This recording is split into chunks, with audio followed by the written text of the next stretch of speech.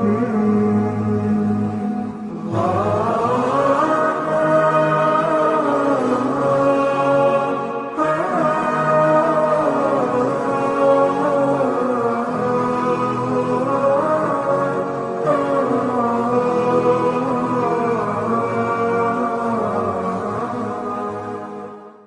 حول ولا قوة إلا بالله العلي العظيم.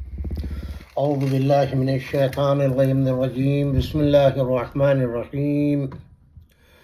الحمد لله الذي هدانا لهذا وما كنا لنهتدي لولا أن هدانا الله. لقد جاءت رسل ربنا بالحق والصلاة والسلام على رسول الثقلين محبوب رب المغربين والمشرقين جد الحسن والحسين بالقاسم محمد. اللهم صل على محمد وآل محمد وطيبين الطاهرين المعصومين ولعنة الله على أعدائهم أجمعين من الآن إلى قيام يوم الدين. أما بعد، فقد قال الله سبحانه تبارك وتعالى في كتابه المجيد والفرقان الحميد. بسم الله الرحمن الرحيم. أحل لكم ليلة صيام الرفث إلى نسائكم هن لباس لكم وأنتم لباس لهن. علم الله أنكم كنتم تختانون أنفسكم فتاب عليكم وعفى عنكم فالآن باشروهن وابتغوا ما كتب الله لكم وكلوا واشربوا حتى يتبين لكم الخيط الأبيض من الخيط الأسود من الفجر ثم أتموا الصيام إلى الليل ولا تباشروهن وأنتم عاكفون في المساجد تلك حدود الله فلا تقربوها كذلك يبين الله آياته للناس لعلهم يتقون. سامعین کرام، السلام علیکم جمیعاً ورحمۃ اللہ وبرکاتہ. الحمدللہ آج ماہ رمضان المبارک کی 3 تاریخ ہو گئی ہے. اللہ آپ سب کو سلامت رکھے اپنے حبیب کے ان کی آل پاک کے صدقے میں.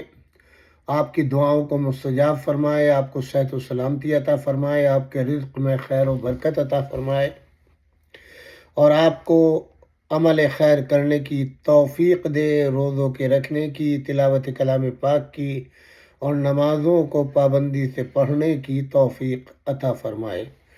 آپ کے بچوں کو، آپ کے متعلقین کو پروردگار اپنے حفظ و امان میں رکھے اور ان کی توفیقات میں گنا گو اضافہ فرمائے. ماہ رمضان یقیناً نعمتوں کا مہینہ ہے، برکتوں کا مہینہ ہے، اللہ کے فضل و کرم کا مہینہ ہے. یہ اسی کا مہینہ ہے کہ جو رگے گردن سے بھی قریب ہے. ہر جگہ کے اوپر اس کا فیض کرم جاری ہے. اس کے فیض میں کمی نہیں، اس کی سخا میں کمی نہیں، اس کے دینے میں کمی نہیں. اگر کمی ہے تو ہمارے لینے میں کمی ہے. وہ تو بے حساب دینے والا ہے.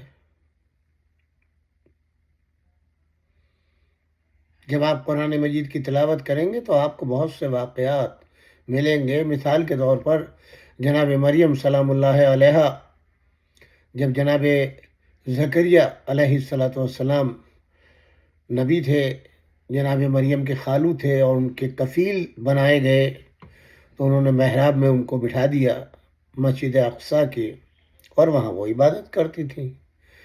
ایک روز ان کو بھوک کا احساس ہوا اور حضرت داؤد جو تھے انہوں نے کہا کہ تم عبادت کرو، میں تمہارے لیے کھانے کی سبیل کرتا ہوں. وہ گئے اور ادھر جناب مریم اپنے پروردگار کے حضور میں سجدہ ریز تھی.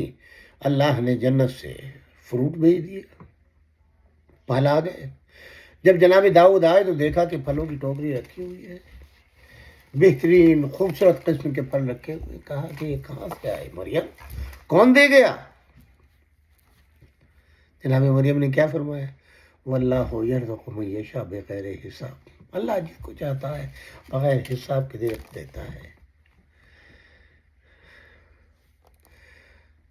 کون بدبخت ہے ایسا کہ جو ماہ رمضان میں توبہ نہ کرے اور اپنے اللہ سے سوال نہ کرے۔ بہترین دعا اپنی عاقبت سنوارنے کی، اپنی آخرت کی بقا کی، اپنے گناہوں کی توبہ کی۔ مال تو آئے گا چلا جائے گا، ہر لمحے اللہ کا خوف رہنا چاہیے، تقوی الہی ہونا چاہیے۔ آج ہم نے جس آیہ مبارک اسی سلسلے کو آگے بڑھاتے ہوئے سورہ بقرہ قرآن مجید کی آیت نمبر 187،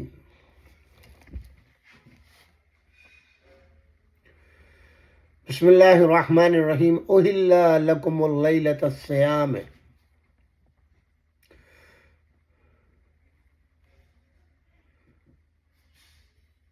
الرفث الی نسائکم،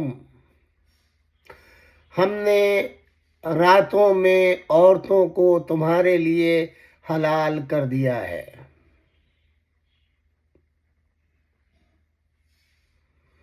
ہن لباس لکم، وہ تمہارے لیے پردہ پوش ہیں، تمہارا پردہ کرنے والی لباس ہیں۔ کون؟ عورتیں۔ وَأَنْتُمْ لِبَاسٌ لَهُنَّ، اور تم ان عورتوں کا لباس ہو، یعنی اپنی بیویوں کا لباس ہو۔ عَلِمَ اللَّهُ أَنَّكُمْ كُنْتُمْ تَخْتَانُونَ أَنفُسَكُمْ فَتَابَ عَلَيْكُمْ وَعَفَا عَنْكُمْ، خدا کو معلوم ہے کہ تم اپنے ہی نفس سے خیانت کرتے تھے اور اس نے تمہاری توبہ قبول کر کے تمہیں معاف کر دیا۔ فَالْآنَ بَاشِرُوهُنَّ، بس اب تمہارے لیے عورتیں حلال ہیں، اب تم ان کے ساتھ مباشرت کر سکتے ہو۔ بہت غور طلب بات ہے، چونکہ ابتدائی اسلام کے اندر میں نے کل عرض کیا تھا کہ روزہ جو ہے پچھلی امتوں کے اوپر جو ہے شب و روز کا روزہ ہوتا تھا، صرف ایک وقت جو افطار کا ہوتا تھا، اس افطار کے فوری بعد دوسرے دن کا روزہ شروع ہو جاتا تھا، یہاں تک کہ ماہ رمضان آیا اور جنگ خندق کا موقع آ گیا۔ 4 ماہ رمضان ہے نا خندق، تو جنگ خندق کھودتے کھودتے ایک صحابی جو ہے بے ہوش ہو گیا۔ حضور اکرم صلی اللہ علیہ وآلہ وسلم نے اس صحابی سے نہیں پوچھا بلکہ اس کی اہلیہ سے پوچھا، بی بی کیا بات ہے، تمہارا شوہر بے ہوش کیوں ہوا؟ انہوں نے کہا کہ سرکار غروب آفتاب یعنی افطار کے وقت جو ہے وہ یہ سو گئے تھے اور تھکے ہوئے زیادہ تھے اور یہ افطار نہیں کر سکے، جب ان کی آنکھ کھلی تو دوسرے دن کا روزہ شروع ہو چکا تھا، تو بغیر افطار کے انہوں نے روزہ رکھا۔ اب آپ دیکھیں رسول کریم جو رحمت للعالمین ہے، یہ سن کر کے بارگاہ الہی میں ہاتھ بلند کیے، میرے معبود بے شک روزہ تیرے لیے ہے، تو نے فرض کیا ہے، مگر اتنا سخت روزہ میری امت برداشت نہیں کر سکتی۔ ایک تو یہ ہوا کہ صحابی جو ہے وہ بے ہوش ہو گیا جنگ خندق کھودتے ہوئے، دوسرے یہ آپ دیکھیں نا، مطلب یہ کہ کتنے لوگ ایسے ہیں ماہ رمضان میں روزے نہیں رکھتے اور چھپ چھپ کے وہ کھاتے ہیں، چوریوں سے کھاتے ہیں، کوئی دیکھ نہ لے۔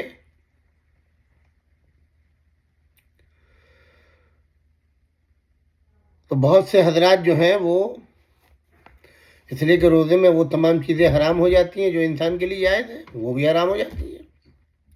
بعض حضرات جو تھے وہ اپنے اہلیاؤں کے ساتھ سوتے تھے اور چھپ کر کے، مگر اللہ تو دیکھ رہا ہے، اور وہ گناہ کرنے کے بعد جب ان کو احساس ندامت ہوتا تھا، وہ حضور کے پاس آتے تھے کہ یا رسول اللہ ہم اپنے نفس سے مجبور ہو گئے، کیا کریں؟ تو اتنی چیزیں جو ہے وہ ظاہر ہے کہ یہ سب کی سب ایک طرح سے ظاہری پابندی جو ہے وہ انسان برداشت نہیں کرتا. 1 مہینے تک 24 گھنٹے کا روزہ اور اوپر سے یہ پابندیاں. تو ہمارے نبی اکرم صلی اللہ علیہ وآلہ وسلم نے اپنے اللہ کی بارگاہ میں اپنی اس امت کے لیے 10 سے سوال کیا، میرے معبود، جو پرانی امتوں کے اوپر تو نے فرض کیا تھا اس فریضے کو میری امت جو ہے وہ ادا نہیں کر سکتی. یہ بڑی سخت پابندی ہے. اب اللہ کا کرم و فضل دیکھیں، جب محبوب نبی نے اپنے انداز سے اپنے اللہ کی بارگاہ میں سفارش کی تو اللہ نے کیا کیا؟ ہمارے نبی کی دعا کے جواب میں، اے میرے نبی جاؤ، اوہل لکم لیلۃ الصیام الرفث الی نسائکم. یہاں پر جو ہے رفث کے عربی معنی جو ہوتے ہیں وہ فحش کلام کے ہوتے ہیں. وہ اس طرح کی گفتگو اور انداز اس وقت اختیار کرتے تھے. بہرحال تو اس سے مراد جو لیا گیا وہ جمع کے معنی میں استعمال کیا گیا ہے اس کو.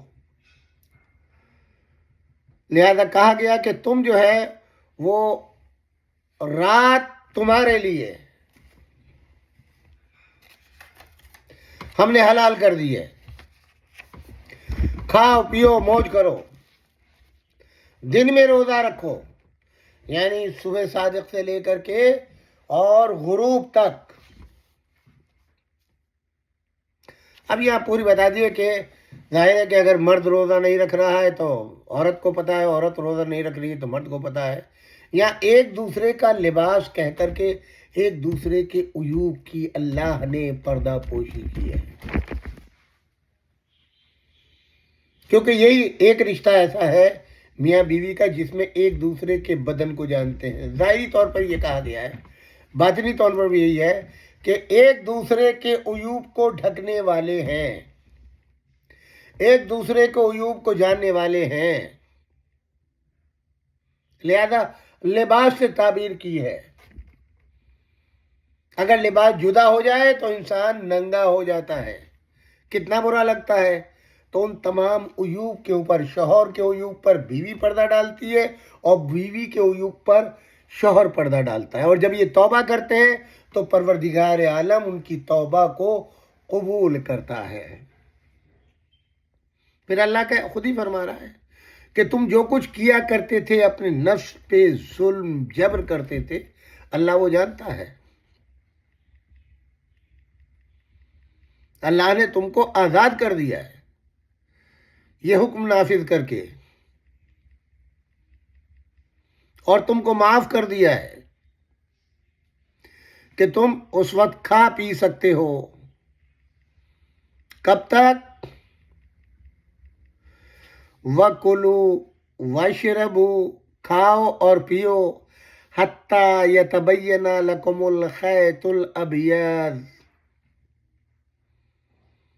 جب تک کہ سفیدی نمودار نہ ہو جائے، یعنی اندھیرا ختم ہو جائے، سفیدی کے آثار نظر آ جائیں. سو من الخیط الاسود، یعنی وہ جو تاریکی ہے رات کی وہ چھٹ جائے اور سفیدی آنے لگے. اب اس وقت تو ظاہر سائنس کے اعتبار سے جو ہے وہ لوگ کیلنڈر دیکھتے ہیں، اسی لحاظ سے کیلنڈر بناتے ہیں اور وہ کرتے ہیں. مگر یہاں کے اوپر جو ہے وہ اسود کہتے ہیں اندھیرے کو، سیاہی کو، ابیض کہتے ہیں سفیدی کو. وہ کہتے ہیں نا ہمارے یہاں صبح کاذب اور صبح صادق. من الفجر، یعنی جو فجر کی نماز ہے، جو فجر کا وقت ہے، شعائیں اب پھوٹنے کا وہ ہے، اس کو فجر کہا جاتا ہے. تو اس وقت ثم اتم الصیام الی اللیل، یعنی اس وقت سے روزہ شروع ہوگا، کب تک؟ رات تک. لیل کا لفظ ہے، غروب نہیں. غروب الگ ہے، لیل الگ ہے. لیل کے معنی ہے اندھیرا آ جائے. وَلَا تُبَاشِرُوهُنَّ وَأَنْتُمْ عَاكِفُونَ فِي الْمَسَاجِدِ،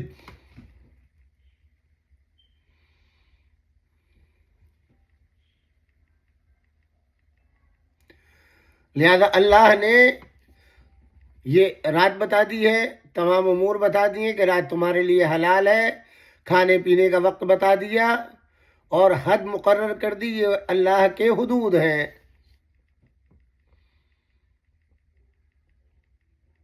اور ساتھ میں ایک عبادت جس کو اعتکاف کہتے ہیں، جو عام طور سے ماہ رمضان اور ماہ رجب میں ہوتا ہے۔ ماہ رجب میں کم سے کم 3 دن، زیادہ 10 دن ہوتا ہے۔ ماہ رمضان میں ماشاءاللہ آپ دیکھیے مساجد میں لوگ جو ہے آخر ماہ رمضان میں بیٹھتے ہیں، کتنے لوگ پوری دنیا سے مکہ مکرمہ پہنچتے ہیں ان راتوں میں۔ ظاہر چونکہ اس اعتکاف میں راتیں بھی شامل ہیں، لہذا ان میں بھی عورتوں کے ساتھ سونا جو ہے وہ منع کیا گیا ہے کہ تم مساجد میں، اور پھر مساجد کا احترام، کیونکہ اعتکاف صرف مساجد میں ہوتا ہے تو اس کے حدود کو اللہ نے بیان کر دیا ہے۔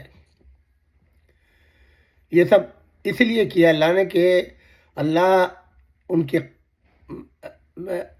یہ سب اللہ کی آیتیں ہیں۔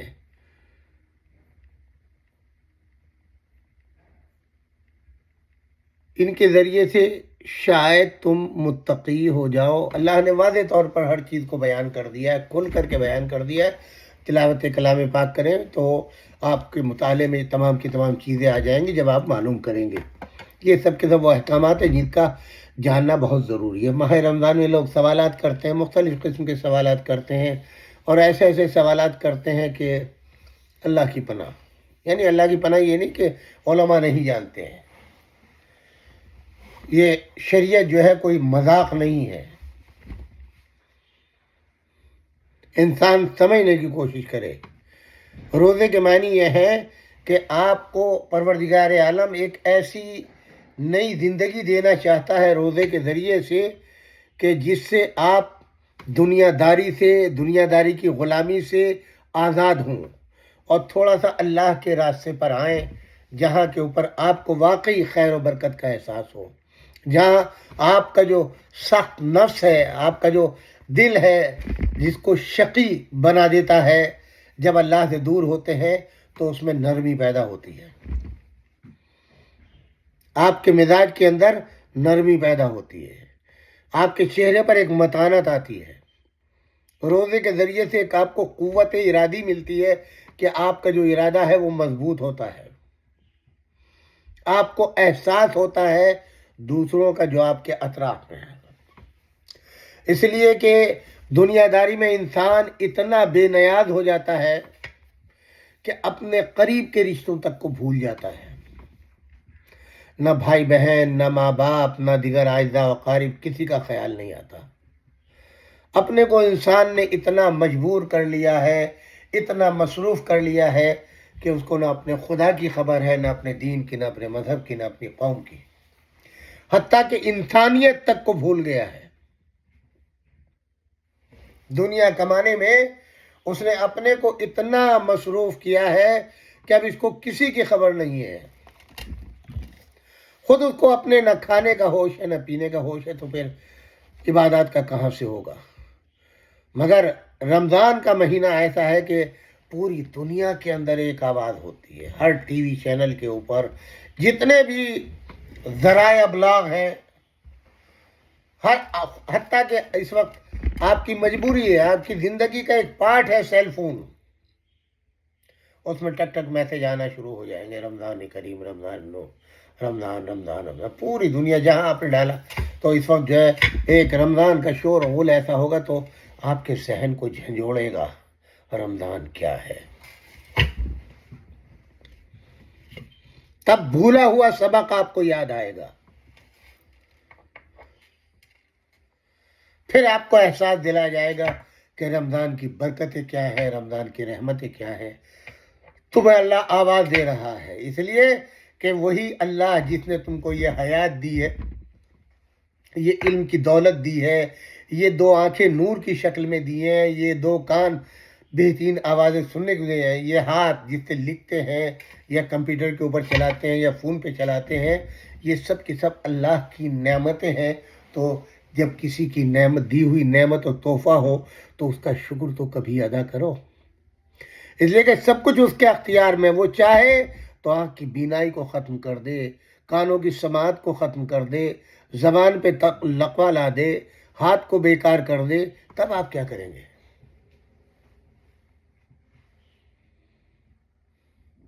تب آپ کیا کریں گے؟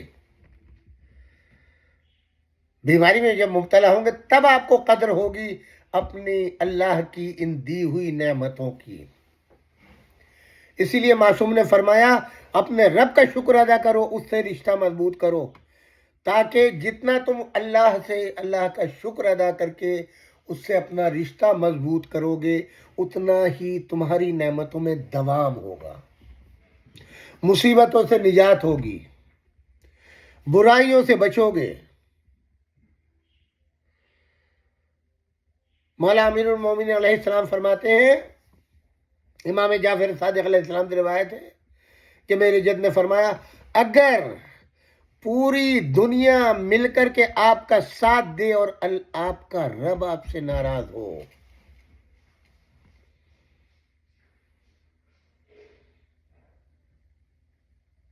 تب بھی آپ کامیاب نہیں ہو سکتے،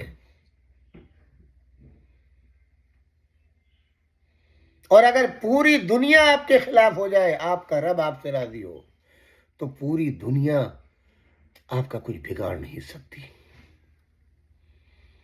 دنیا ساتھ چھوڑ دے گی آپ کا، کیا اولاد، کیا بیوی بچے، کیا والدین، بہن بھائی، جتنے دنیاوی رشتے ہیں سب کے سب آپ کا ساتھ چھوڑ دیں گے، برے وقت میں کوئی کام نہیں آتا۔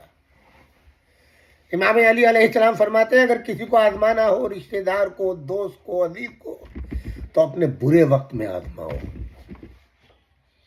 جو برے وقت میں تمہارے کام آئے وہ تمہارا ہے، اچھے وقت میں تو سب ساتھ ہوتے ہیں، سب تعریفیں کرتے ہیں، ہم نے کتنے کے سورج چڑھتے ہوئے دیکھے اور تعریفوں کے لوگوں کے پل بنتے ہوئے دیکھے، اور پھر زوال بھی دیکھا اور دیکھتے ہیں، جب مال دنیا نہیں ہوتا تو کوئی نام تک نہیں لیتا۔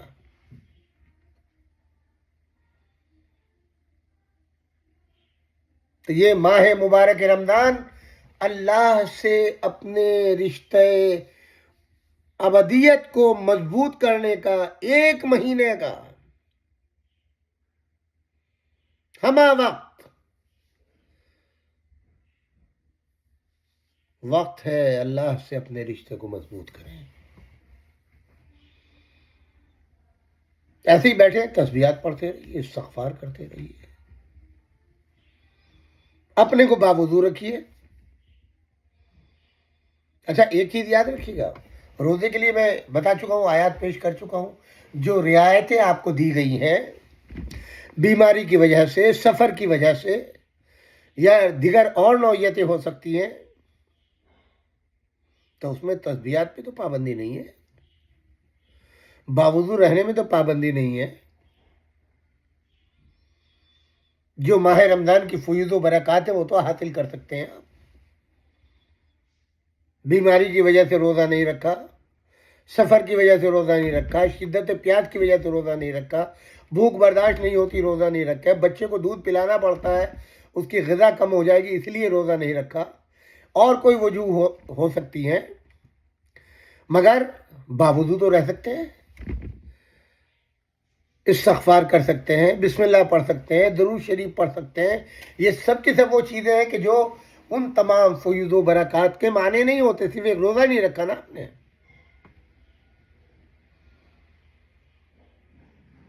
ہر وقت باوضو رہنا یہ ایک الگ فضیلت ہے، ہر روز کا غسل ہے، غسل کر کے رہنا یہ ایک الگ فضیلت ہے، تلاوت کلام پاک کے اوپر کوئی پابندی نہیں ہے، یہ ایک الگ فضیلت ہے۔ واجب نماز پڑھ لی، مستحب نماز بھی پڑھ لیں، ماہ رمضان کے متعلق ہر روز نماز ہے، وہ انشاءاللہ کل عرض کروں گا تو آپ اس کو ادا کر لیں۔ تو یہ تمام وہ چیزیں ہیں کہ جو اللہ سے آپ کو جو ہے وہ قریب کرتی ہیں اور اللہ سے آپ کا رشتہ مضبوط ہوتا ہے، اور یہ یاد رکھیے گا میرے کہنے سے یا کسی اور مبلغ کے کہنے سے نہیں، یہ بندے کے اور اللہ کے درمیان کا رابطہ ہے، اب دو معبود کا ایک رشتہ ہے، جتنا رشتہ معصوم فرماتے ہیں یہ مضبوط ہوگا اتنا ہی انسان اس دنیا میں کامیاب ہوگا اور تقوی کے قریب ہوگا۔ تقوی الہی ہے. تقوی الہی چاہتے ہیں کہ جو زندگی تمہاری کل تھی وہ آج نہ ہو، اور آج کے بعد با کمال زندگی ہونی چاہیے. اس لیے ایک مہینہ بہت بڑی چیز ہے کہ ایک مہینہ اللہ نے عطا کیا، اور اس میں آپ کو ہر چیز بتایا. 11 مہینے جو تم سانس لیتے ہو، یہ سیکنڈوں میں کتنے سانس لیتا ہے آدمی، یہ سب کے سب تسبیح شمار ہوتے ہیں روزے دار کے. سوتا ہے تو وہ بھی عبادت کاؤنٹ ہوتی ہے. احترام ماہ رمضان واجب و لازم ہے. بہترین گفتگو کا سبق ملتا ہے ماہ رمضان میں، اچھے انداز کے ساتھ گھر میں اپنے بیوی بچوں کے ساتھ اور باہر مومنین کے ساتھ.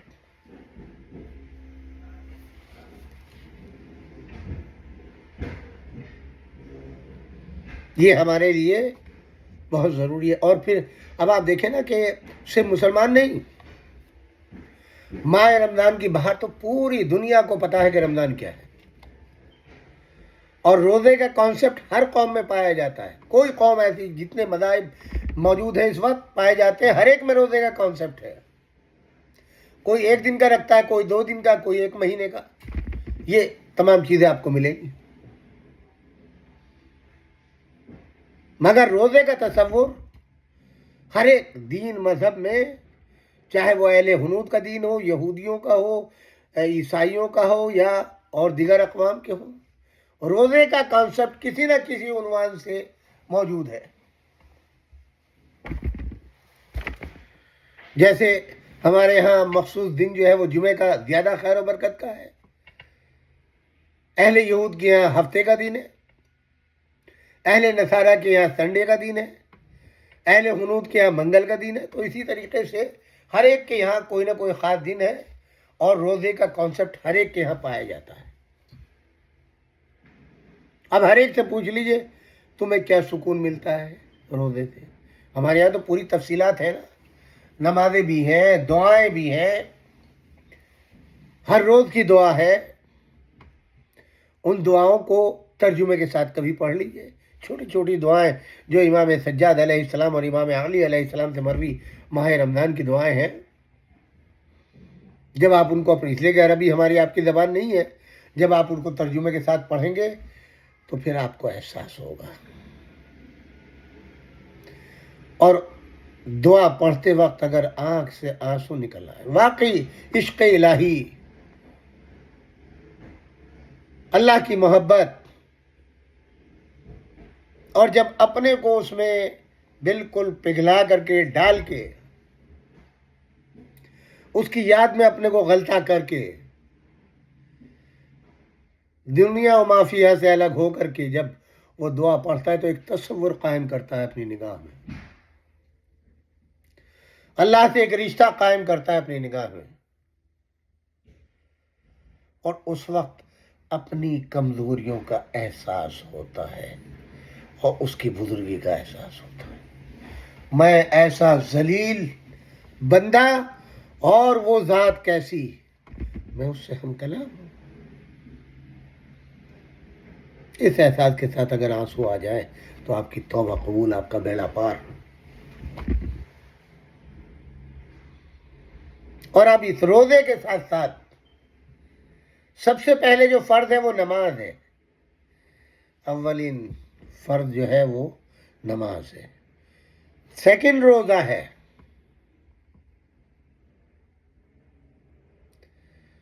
اور روزے کی زینت نماز ہے. یعنی میں نے کل عرض کیا تھا کہ آپ اپنا شیڈول خود بنائیں اور اپنے کاروبار، اپنے جاب، اس سب کو ایڈجسٹ کر کے اس میں جو ہے اپنے اوقات نماز کے بنا لیں.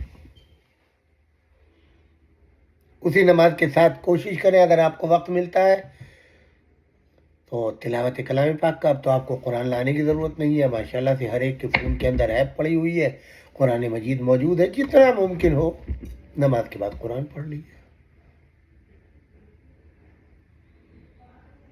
دعا مانگیے.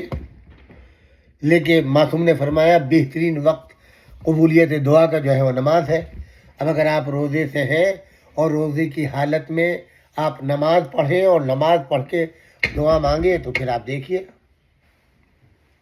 تو میں چاہتا ہوں کہ آج اس منزل پر آنے کے بعد سب سے پہلے تلاوت کلام پاک کے سلسلے میں، چونکہ آغاز کلام الہی جو ہے وہ بسم اللہ سے ہے، اس کے فیوض و برکات کے سلسلے میں کچھ آپ کی خدمت میں عرض کروں، اور اس کا سلسلہ انشاءاللہ کل جاری و ساری رہے گا. اللہ نے اپنے کلام کی ابتدا بسم اللہ الرحمن الرحیم سے کی ہے. کیوں؟ کہ جس کام میں معصوم فرماتے ہیں اللہ کا نام ابتدا میں شامل کیا جائے تو وہ کام اللہ کے نام کی برکت کے سبب سے منزل تکمیل تک بأحسن وجوہ پہنچتا ہے.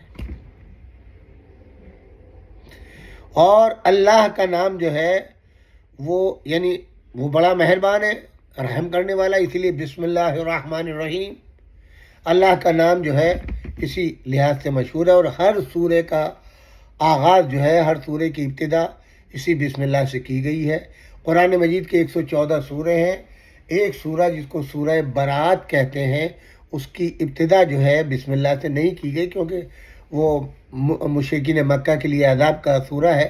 اور لیکن 114 سورے جس میں سورہ برات بغیر بسم اللہ کے، لیکن سورہ انعام جو ہے سورہ نمل جو ہے جس میں جناب سلیمان اور جناب بلقیس کا پورا قصہ ہے، اس میں 2 بسم اللہ، یعنی جناب سلیمان پیغمبر نے جب حدود نے آ کے خبر دی ہے، اور اس وقت جناب سلیمان پیغمبر نے خط لکھا ہے جناب بلقیس کو، وہ ملکہ تھی اپنے علاقے کی، تو اس کی ابتدا بسم اللہ الرحمن الرحیم سے کی ہے سورہ نمل کے اندر.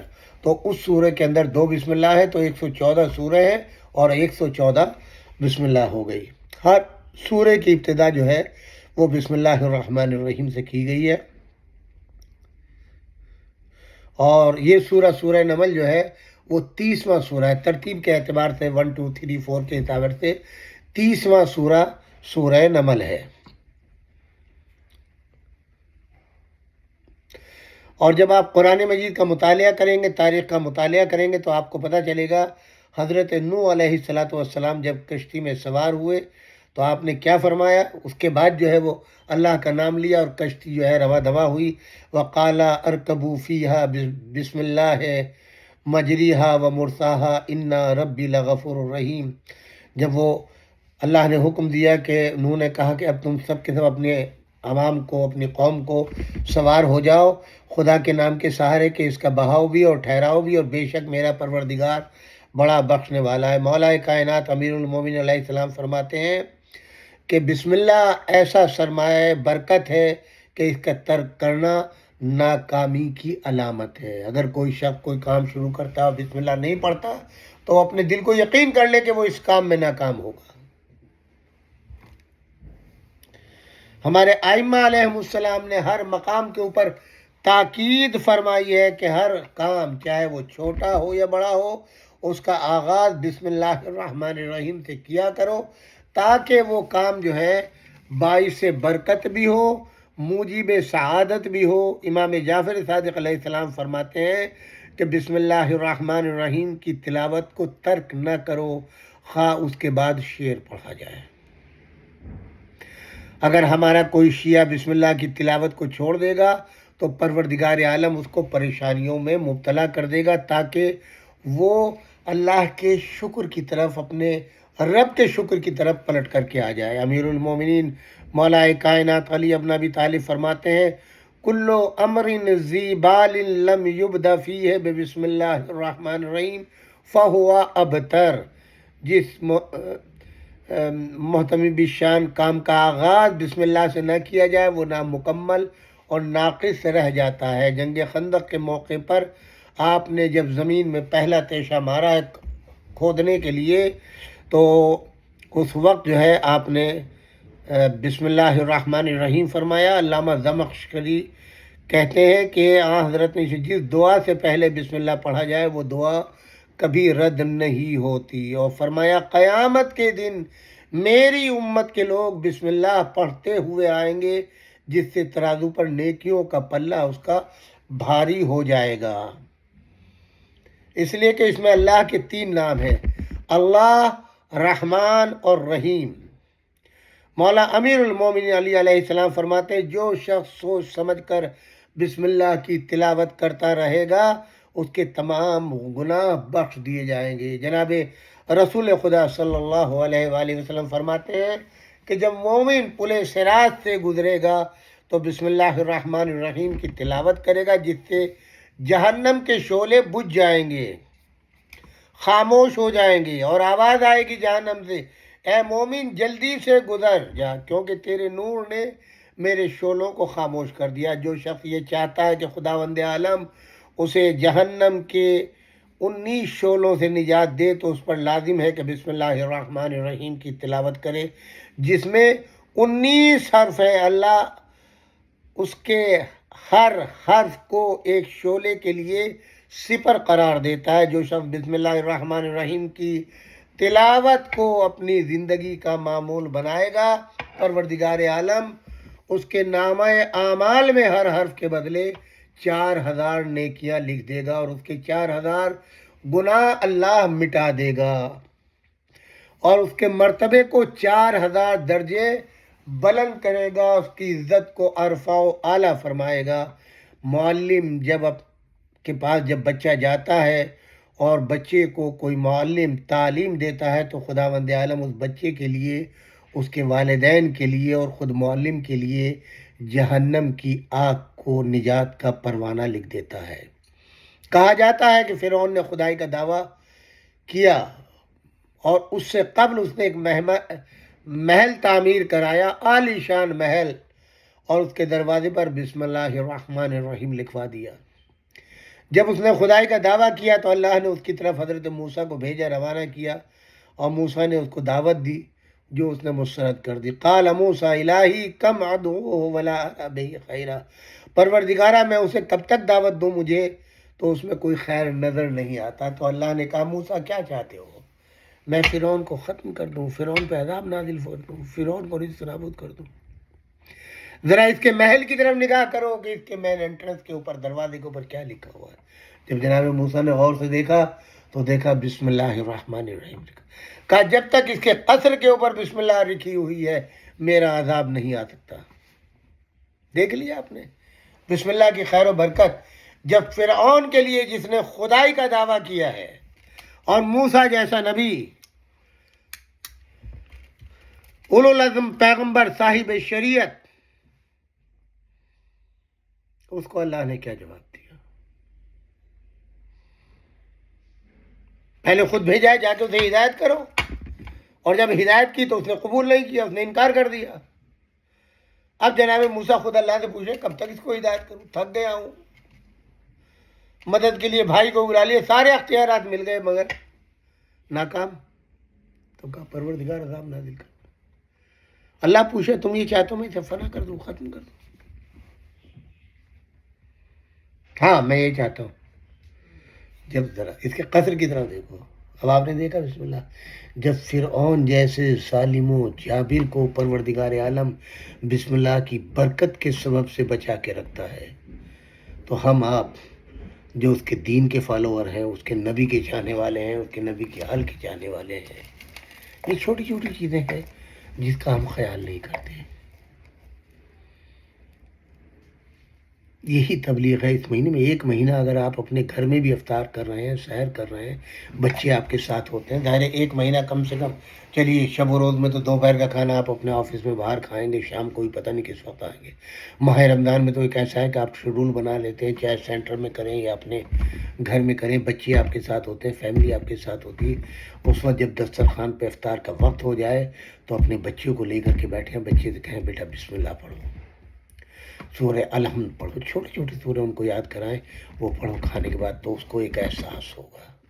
ایک تو کھانے میں خیر و برکت ہوگی، اللہ کا فضل و کرم شامل حال ہوگا، اور ایک بچے کی تربیت ہوگی۔ اس کو ایک عادت پڑے گی کہ جب بھی وہ کوئی کام کرے گا تو وہ اللہ کے نام سے شروع کرے گا۔ یہی تبلیغ ہے، یہی نصیحت ہے، یہی امر بالمعروف ہے۔ میرے عزیزوں، میرے دوستوں، یہ ایک مہینہ ہے ہم ایک دوسرے کو درگزر کریں. اگر ہم نے کوئی خطا ایک دوسرے کے حق میں کی ہے تو ہمارے لیے بہترین موقع ہے مغفرت کا، توبہ کا، ایک دوسرے کو عفو درگزر کرنے کا. اگر ہم اس مہینے میں اپنے بھائیوں کو، اپنے دوستوں سے درگزر کریں گے، ان کے گناہوں کو معاف کر دیں گے، تو اللہ بھی ہمارے اوپر نظر کرم کرے گا، ہمارے لیے عافیت کا دروازہ کھولے گا اور ہمیں معاف کرے گا. یہ بہترین موقع ہے ایک دوسرے سے بھائی چارہ، میل و محبت بڑھانے کا، ایک دوسرے سے نفرت ختم کرنے کا. اب آپ دیکھیں کتنی مرتبہ آپ کی ملاقات ہوگی، کبھی کھانے پر ہوگی، کبھی نماز پر ہوگی، کبھی دعاؤں پر ہوگی، اعمال میں ہوگی. تو یہ اللہ کا فضل و کرم ہے کہ اتنے مواقع آپ کو اللہ نے اپنے مہینے میں فراہم کیے ہیں. اچھا آپ بھی دعوت میں آئے ہیں، اچھا آپ بھی دعوت میں آئے. ہوتا ہے نا جب آپ دعوت میں جاتے ہیں، اچھا آپ کو بھی بلایا گیا ہے، ماشاءاللہ ماشاءاللہ. تو یہ اللہ کی تمام مخلوق کے لیے دعوت عام ہے، نہ مذہب کی قید رکھی ہے. ہمارے لیے تو قرآن مجید کے احکامات ہیں، لیکن غیروں کو بھی جو ہے وہ اس مہینے میں وہ لوگ بھی افطار کا احترام کرتے ہیں، آپ کے ماہ رمضان کا احترام کرتے ہیں دوسرے مذاہب کے لوگ. اور دن میں آپ کے سامنے وہ کھاتے پیتے نہیں ہے کہ بھائی ہمارا مسلمان بھائی ہمارے یہاں بزنس مین ہے یا وہ ہے، تو کتنا خیال وہ لوگ رکھتے ہیں. تو آپ کو تو اس سے زیادہ خیال رکھنا ہے. بہت سے لوگ جو ہے آپ کو افطار کراتے ہیں، بہت سے لوگ آپ کے ساتھ اہتمام کرتے ہیں. تو یہ سب چیزیں آپ کے لیے خیر و برکت کا سبب ہے اور بڑا اچھا موقع پورے ایک مہینے آپ کو مل رہا ہے. وہی چیز آپ اپنے بچوں میں رائج کریں کہ ان کو بسم اللہ کا حکم دیں، چھوٹے سورے پڑھنے کا حکم دیں، اللہ سے رشتہ مضبوط کرنے کا حکم دیں. انشاءاللہ بقیہ حصہ کل ہم آپ کی خدمت میں عرض کریں گے. پھر آپ سے گزارش ہے کہ ہمارے باقر بھائی بہت شدید بیمار ہیں، ہاسپٹلائز ہیں، پروردگار ان کی مشکل کو آسان کرے. ان کے لیے ہمارے سلطان کرم علی بھائی، ان کی اہلیہ کے لیے، بہن سلمہ لاڈا کے لیے، ڈاکٹر ظفر جعفری کے لیے اور دیگر جو مومن و مومنات یا آپ تمام سامعین کے اعزاء و اقارب جہاں جہاں ہیں، اگر وہ بیمار ہیں تو ان سب کے لیے میرے ساتھ مل کے 5 مرتبہ من یجیب کی تلاوت فرمائیں. بسم اللہ الرحمن الرحیم. اللہم صل علی محمد و آل محمد. امن یجیب المضطر اذا دعاہ ویکشف السوء. امن یجیب المضطر اذا دعاہ ویکشف السوء. امن یجیب المضطر اذا دعاہ ویکشف السوء. امن یجیب المضطر اذا دعاہ ویکشف السوء. امن یجیب المضطر اذا دعاہ ویکشف السوء. اللہم صل علی محمد و آل محمد وعجل فرجہم. پروردگارہ اپنے حبیب خاص حضرت محمد مصطفیٰ صلی اللہ علیہ وآلہ وسلم، ان کی بیٹی طاہرہ مطہرہ جناب سیدہ سلام اللہ علیہا اور مولائے کائنات امیر المومنین ان کے فرزندان حسن و حسین علیہم السلام اور دیگر آئمہ معصومین علیہم السلام کے صدقے میں باقر رضوی صاحب کو شفا عاجل و کامل عطا فرما، اور جن جن حضرات کے لیے کہا گیا ہے ان سب کو شفا عاجل و کامل عطا فرما. ہمارے بزرگوں کو سلامتی عطا فرما، ہماری قوم اور سامعین کے رزق میں خیر و برکت عطا فرما. آج کے پروگرام کے لیے جو میزبان ہمارے ہیں، جنہوں نے اسپانسر کیا ہے، جناب مرزا اعجاز حسین صاحب، اللہ ان کو سلامت رکھے، ان کے رزق میں خیر و برکت دے، ان کی اہلیہ کو شفا عاجل و کامل عطا فرمائے اور ان کو ہر بلائے ارضی و سماوی سے محفوظ فرمائے.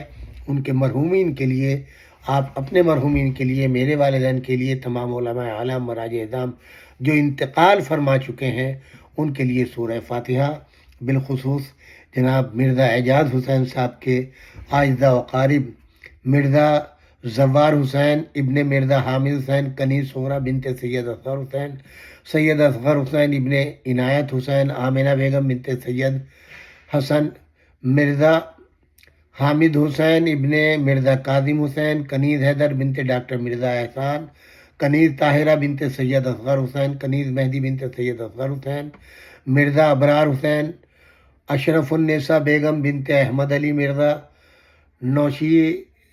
نوشینہ سجاد بنت حضور عالم، علی خرم مرزا ابن امجد علی مرزا اور جمیع مرحومین مومن و مومنات کے لیے سورۃ الفاتحہ.